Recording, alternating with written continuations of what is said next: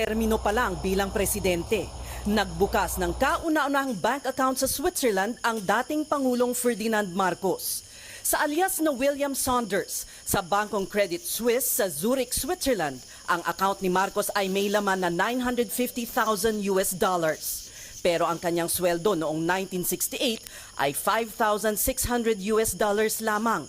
Ito ang simula ng pandarambong ni Marcos na umabot sa bilyong-bilyong piso.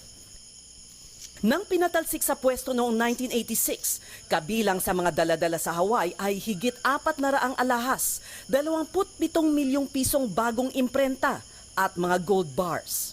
Nagsilbi bilang PCGG Commissioner si Ruben Carranza taong 2001 hanggang 2004. Para sa kanya, ang isa sa pinakamatibay na katibayan ng pagnanakaw ay ang makasaysayang pagsaoli ng Switzerland ng mga pera ni Marcos na nakatago sa kanilang mga bangko. Dinala ko yung desisyon na yan sa Switzerland.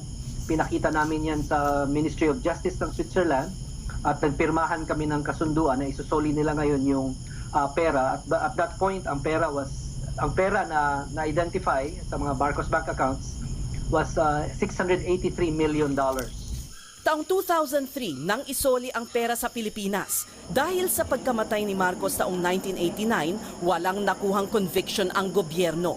Sa halip, isang forfeiture case ang isinampa at naipanalo laban sa mga Marcos sa Korte Suprema.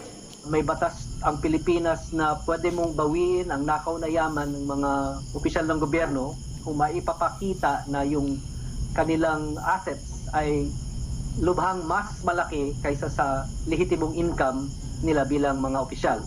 Kabilang sa mga kilalang pag-aari ng mga Marcos ay mga apartment sa Olympic Tower sa 5th Avenue sa Manhattan, New York. Ang 40 Wall Street, na kilala ngayon bilang Trump Building. May mga painting ng mga masters kagaya ni Picasso at mga alahas na $8 milyong ang halaga na hindi pa naisusubasta.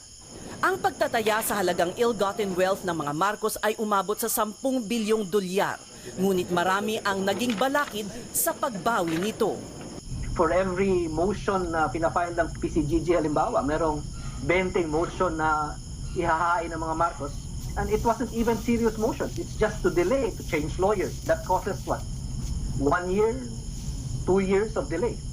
Ayon kay Carranza, nagkaroon ng ombudsman noon na walang inatupag kundi ibasura ang mga kaso laban kay Marcos.